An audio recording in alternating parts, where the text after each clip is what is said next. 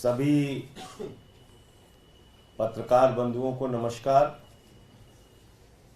आज हनुमान जयंती के अवसर पर देशवासियों को हृदय की गहराइयों से शुभकामनाएं देता हूं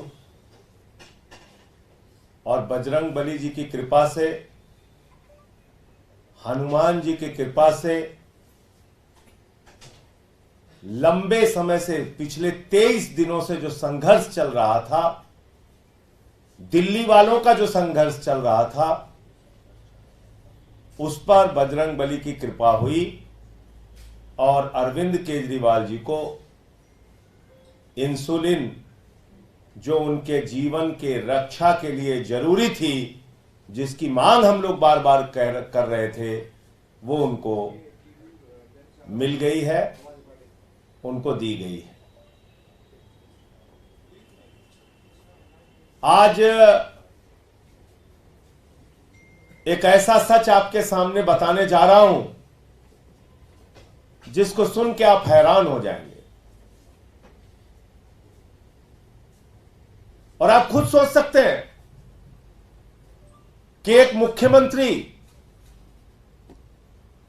जो पिछले 20-22 साल से शुगर का मरीज है, जिस व्यक्ति ने दिल्ली के लोगों की दवा का इंतजाम किया, मोहल्ला क्लिनिक बनाए, अस्पताल बनाए, फरिश्ते स्कीम लाए, पिछले 23 दिनों से उनको इंसुलिन नहीं दी जा रही थी। तो क्यों नहीं दी जा रही थी? और जब हम बार बार कहते थे कि यह जान से मारने की साजिश है, तो हमसे पूछा जाता था कि क्यों आपको ऐसा लग रहा है? अब वो बात सामने आ गई। 23 दिन के दिल्ली के लोगों के संघर्ष के बाद अब उनको इंसुलिन दी गई है। न्यायालय ने भी एम्स का पैनल बनाया, डॉक्टरों की टीम बनाई कि उनके हेल्थ की चेकअप के लिए, उनका परीक्षण करने के लिए। अब मैं जो सच आपको बताने जा रहा हूं, उसको आप सुनेंगे तो हैरान हो जाएंगे। दिल्ली का तिहाड़ जेल अरविंद केजरीवाल जी के लिए एक यातना गृह बन गया है। दिल्ली का तिहाड़ जेल केजरीवाल जी के लिए यातना गृह बन गया है। और आपको याद होगा, हिटलर भी अपने विरोधियों के लिए यातना गृह बनाता था। 24 घंटे अरविंद केजरीवाल जी को पीएमओ के और एलजी के निगरानी में रखा जा रहा है। प्रधानमंत्री नरेंद्र मोदी और उनका कार्यालय 24 घंटे सीसीटीवी के जरिए उसका लिंक मंगाकर देखते हैं कि अरविंद केजरीवाल क्या कर रहे हैं, क्या नहीं कर रहे हैं। आखिर इतनी निगरानी क्यों है? क्या देख रहे हैं मोदी जी? आप क्या देखना चाहते हैं प्रधानमंत्री जी? यह देखना चाहते हैं कि अरविंद केजरीवाल को दवा मिली कि नहीं मिली, अरविंद केजरीवाल को खाना मिला कि नहीं मिला, अरविंद केजरीवाल कितना पढ़ रहे हैं, कितना लिख रहे हैं, कितना सो रहे हैं, कितना जग रहे हैं। आप देखना क्या चाहते हैं मोदी जी? प्रधानमंत्री जी, आपको क्या देखना है? 24 घंटे सीसीटीवी का लिंक आपके ऑफिस को, पीएमओ को क्यों चाहिए? आप यह देखना चाहते हैं कि अरविंद केजरीवाल को इंसुलिन मिली कि नहीं मिली, वो कितना बीमार हुए, उनकी किडनी खराब हुई कि नहीं, उनका लीवर खराब हुआ कि नहीं, उनका स्वास्थ्य बिगड़ा कि नहीं बिगड़ा, इसकी निगरानी कर रहे हैं आप। इसको देखना चाहते हैं कि अरविंद केजरीवाल का मनोबल कितना गिरा, कितना वो टूटे, कितना वो झुके। आप क्या देखना चाहते हैं प्रधानमंत्री जी? और आपने अपने एक एलजी को भी लगा दिया, उसका ऑफिस भी इसी काम में लगा हुआ। दिल्ली के एलजी महोदय दिल्ली के लोगों का काम छोड़कर ये देखने में लगे हुए हैं कि अरविंद केजरीवाल को कितनी प्रताड़ना दी जा रही है, कितनी यातनाएं दी जा रही हैं। वो 24 घंटे सारा काम इसी में लगा रहे हैं, वो भी अपना पूरा ध्यान इसी में लगा रहे हैं। अरविंद केजरीवाल जिन्होंने दिल्ली के बच्चों के लिए अच्छी शिक्षा का इंतजाम किया, उनसे क्या दुश्मनी है मोदी जी आपकी? अरविंद केजरीवाल जिन्होंने दिल्ली के बुजुर्गों के लिए तीर्थ यात्रा कराई, बिजली फ्री कराई, पानी फ्री कराया, IRS की नौकरी छोड़ी। अरविंद केजरीवाल जिसने 49 दिनों में मुख्यमंत्री की कुर्सी को लात मार दिया, कोई चपरासी की भी नौकरी नहीं छोड़ना चाहता। उस अरविंद केजरीवाल के मनोबल को आप गिराना चाहते हैं। आपके इस अन्यायपूर्ण और अत्याचारपूर्ण व्यवहार को देखकर प्रधानमंत्री जी, अरविंद केजरीवाल के बूढ़े मां बाप जो खुद बीमारी की हालत में हैं, यह हालत अपने बेटे की देखकर वो दुखी होते हैं। उनकी पत्नी सुनीता केजरीवाल जी उनके स्वास्थ्य को लेकर चिंतित रहती हैं। दिल्ली के लोग पिछले 23 दिनों से चिंतित हैं। देश के लोग जो उनसे बेहद प्यार करते हैं वो चिंतित हैं इस बात को लेकर कि आखिर अरविंद केजरीवाल को दवा क्यों नहीं दी जा रही है, इंसुलिन क्यों नहीं दी जा रही है। एक आदमी जो लोगों के लिए दवा का, शिक्षा का, पढ़ाई का, अस्पताल का इंतजाम कर रहा था, आज खुद उसको दवा नहीं दी जा रही है। इस तरह का अत्याचार। और इसलिए प्रधानमंत्री जी, मैं आपसे कहना चाहता हूं, अगर केजरीवाल से कंपटीशन करना है तो काम की राजनीति करिए। बनाइए खूब स्कूल, ढेर सारे अस्पताल बनाइए, सड़कें बनाइए, महंगाई कम कीजिए, देश में महिलाओं की सुरक्षा के लिए काम कीजिए। आपको चिंता करनी चाहिए युवाओं के रोजगार की, आपको चिंता करनी चाहिए किसानों के आत्महत्या की, आपको चिंता करनी चाहिए महिलाओं की सुरक्षा की, आपको चिंता करनी चाहिए कि देश आगे कैसे बढ़ेगा। आपकी चिंता है कि केजरीवाल का मनोबल कैसे गिरेगा, केजरीवाल प्रताड़ित कैसे होगा। 24 घंटे आप सीसीटीवी से उस व्यक्ति की निगरानी कर रहे हैं, एक 3 बार के निर्वाचित मुख्यमंत्री की। ये व्यवहार, ये अन्यायपूर्ण कार्रवाई, ये हिटलरशाही, ये तानाशाही का आचरण, बड़े बड़े तानाशाह दुनिया से चले गए। आपकी भी सत्ता को जाना होगा। आपके इस अत्याचार को पूरा देश देख रहा है। और प्रधानमंत्री जी, जब आप इतना कुछ देख रहे हैं तो ये भी जरूर देखते होंगे कि जेल के अंदर अरविंद केजरीवाल जी रोज झाड़ू लगाते हैं, रोज। और जितना केजरीवाल जी जेल के अंदर झाड़ू लगाएंगे, उतनी ही भारतीय जनता पार्टी बाहर साफ होगी, सफाया होगा बीजेपी का, पूरे देश से सफाया होगा। और अब तो ये बौखलाहट भी, आपकी बौखलाहट पहले चरण के चुनाव के बाद भी इसी प्रकार का संकेत दे रही है। तो मैं आपको ये बताना चाहता हूं कि पीएमओ देश के प्रधानमंत्री नरेंद्र मोदी, एलजी ऑफिस और खुद एलजी महोदय सारे नियम कानून को तोड़कर जेल में अरविंद केजरीवाल के सीसीटीवी का फुटेज मंगाकर, लिंक मंगाकर उनके ऊपर निगरानी कर रहे हैं, उनको देख रहे हैं। और इसलिए बार बार मुझे ये दोहराना पड़ता है कि केजरीवाल के विरुद्ध गहरा षड्यंत्र चल रहा है और उनके साथ कोई भी अनहोनी की घटना कभी भी घटित हो सकती है। और इसमें सीधे तौर पर देश के प्रधानमंत्री और उनका कार्यालय, एलजी ऑफिस और एलजी शामिल है। मुझे इतनी बात कहनी थी। आपका कोई प्रश्न हो तो आप पूछ सकते हैं। इस दावे का आधार क्या है कि वहां देखा जा रहा है? अब आप इसको पता कर लीजिए। हमारे इंसुलिन न देने की बात भी मीडिया नकार रहा था, मजे उड़ा रहा था। कई बार उसको बीजेपी वाले लोग जश्न मनाने की मुद्रा में कि ठीक है केजरीवाल बीमार हो रहे हैं, ठीक है जश्न मनाओ केजरीवाल बीमार हो रहे हैं, कर रहे थे ना। आखिर माननीय न्यायालय ने एम्स के डॉक्टरों का पैनल बनाया ना केजरीवाल जी की जांच के लिए। यह क्यों करना पड़ा? यह काम क्या जेल का प्रशासन पहले से नहीं कर सकता था?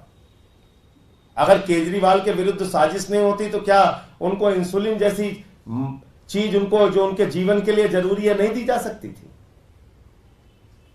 तो जब मैं कोई बात कह रहा हूं तो जिम्मेदारी से कह रहा हूं, इसका आप लोग भी पता कीजिएगा। और आपने देखा नहीं, हमारे एक मंत्री की वीडियो पूरे देश को दिखाई गई।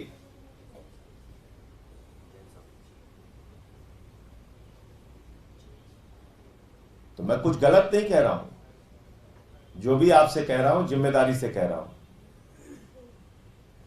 और किस कॉन्स्पिरेसी की तरफ आप इशारा कर रहे हैं? कह रहे हैं बगैर मॉनिटर हो रहा है, जिस तरह से दावा कर रहे हैं। 24 घंटे मॉनिटरिंग करने का मतलब यह है, जो मैं आपको बता रहा हूं, कितना झुके, कितना टूटे, कितना मनोबल गिरा, कितना बीमार हुए, कब सो रहे हैं, कब जग रहे हैं, लीवर खराब हुआ कि नहीं, किडनी खराब हुआ कि नहीं, इंसुलिन मिल तो नहीं रही है, दवा मिल तो नहीं रही है।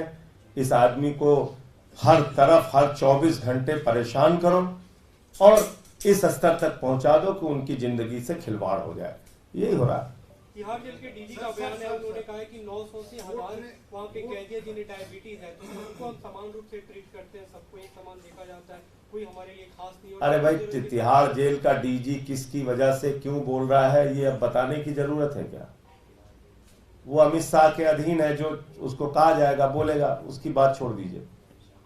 सर, राउज रेवेन्यू कोर्ट ने अपने आदेश में साफ कहा है कि आखिरकार 1 अप्रैल का जो हमारा आदेश था, बावजूद उसके केजरीवाल के घर से जो खाना जा रहा था, जो सीएम साहब है, उसमें जो भी जो डायबिटिक के अगेंस्ट होता है वो सब चीजें कैसे जा रही थी। हालांकि कोर्ट ने सवाल उठाया है आप लोगों पे भी और जेल प्रशासन पे भी, तो आखिरकार डायबिटीज है बावजूद उसके खाना कैसे जा रहा है, ये सब चीजें कैसे जा रही है, ये सवाल उठाया आदेश में। कोर्ट का ऑर्डर पढ़ा है आपने? जी पढ़ा है। उसमें लिखा है कि ग्लूकोज दिया जाएगा, केला दिया जाएगा, टॉफी दिया जाएगा। 1 अप्रैल का आदेश है आपके पास? जी है। ये पढ़ा था कि नहीं पढ़ा था आपने? जी पढ़ा है। तब मैं घर का खाना दिया जाएगा। सर ये अरे मैं तो आपने कोर्ट के आदेश का जिक्र किया ना, उसकी कॉपी है आपके पास? कॉपी है। तो कॉपी है तो इनको दिखाइए। उसमें लिखा हुआ है उनको ग्लूकोज भी दी जाएगी, टॉफी भी दी जाएगी, केला भी दिया जाएगा, घर का खाना भी दिया जाएगा। ये माननीय न्यायालय का 1 अप्रैल का आदेश है। पैरा 9 उसका पढ़ लीजिएगा।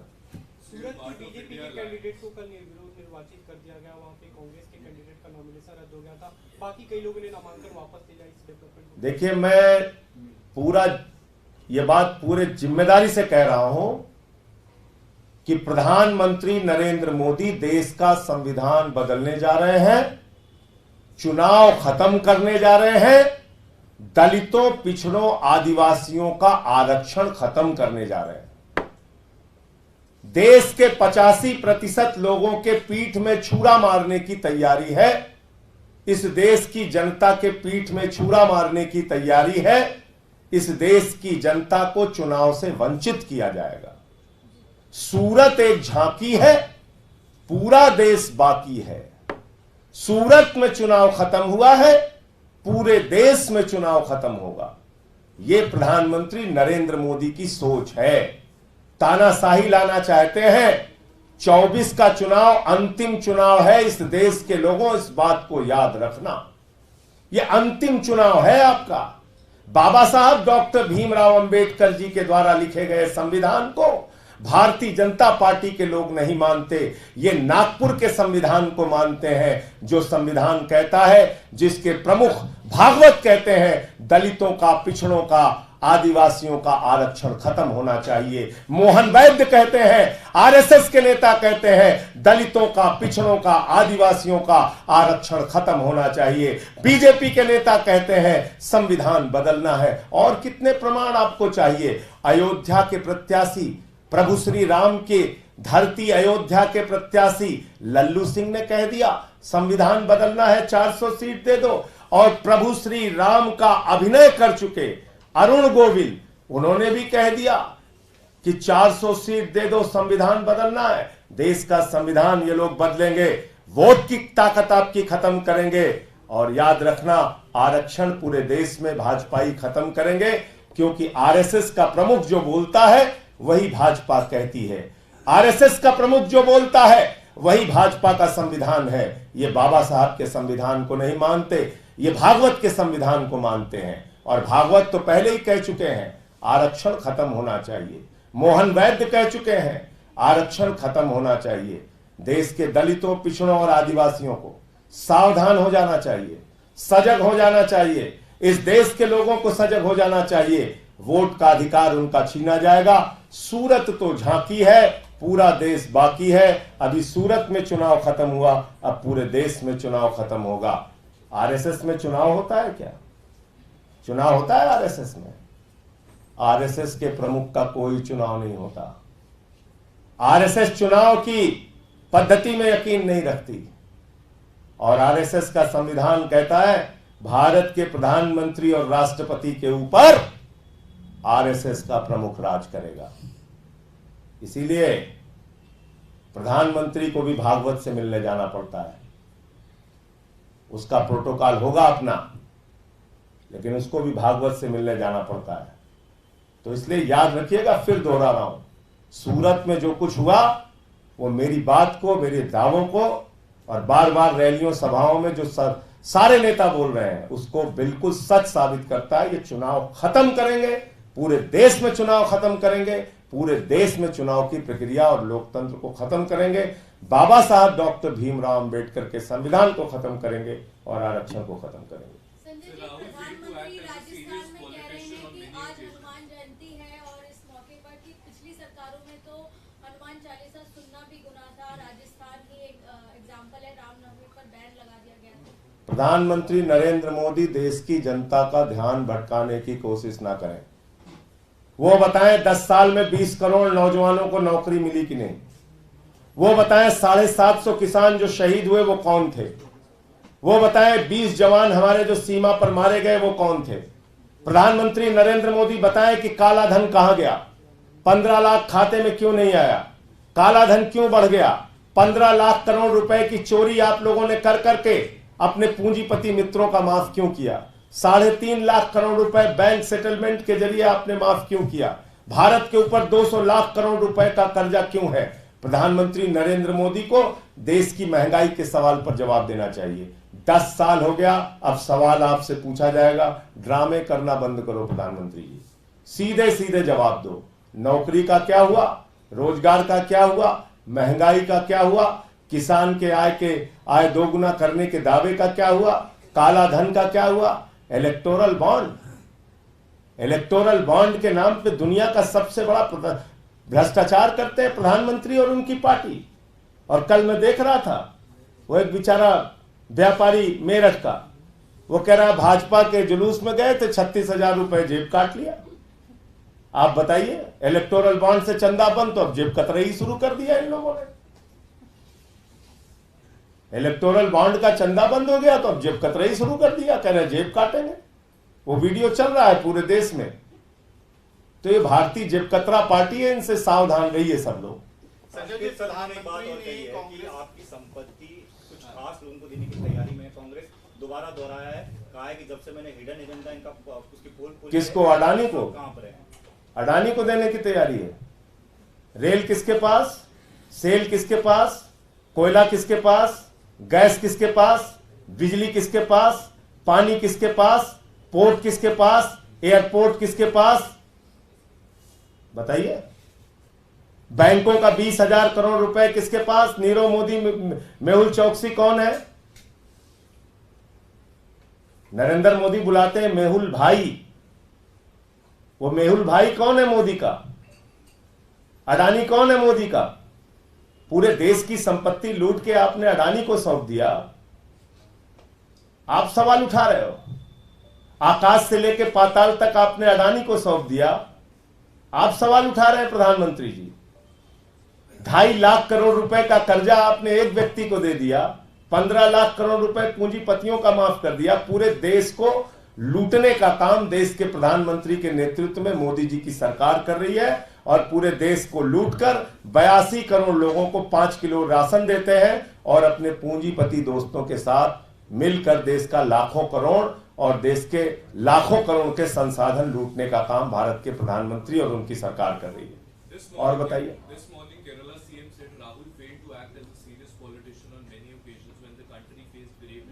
वो उनके अपने स्टेट के आपसी पॉलिटिक्स का मामला है, उस पर कोई कमेंट नहीं करूंगा।